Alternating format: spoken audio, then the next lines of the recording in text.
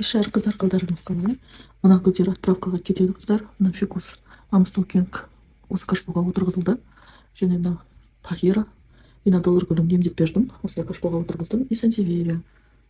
Және де қыздар бүгін осы жүрген қағазға доставка препараттарға. Мына жерде негізін бар элемент. Үнемі айтып жатырмын. 9 түрлі микроэлемент бар құрамында. Мына гүлдердің хлорозауруынан емдейді және хлорозауру етпейді. Иммуноцитофит қыздар бұл қыс айларында қазір қыс айы келе жатыр ғой, күннің көзі уже азайды бізде.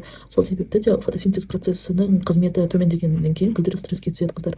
Сол стресстің алдын алады, гүлдердің иммунитетін көтереді және өспей тұрған гүлдерге рост береді қыздар. Бұл таблетка жүзінде. Фитоверм гүлдердің зиянкестеріне қарсы препарат. Және мен үнемі айтып жүреді, но стилиплант универсальный қыздар. Бұны препарат ретінде де қолдансаңыздар болады. Грибковый ауруларға, тамырына, бактериальный инфекционы болған ауруларға өте керемет. Өсу тоқтап қалса да, жапырақ шығармай қойса да,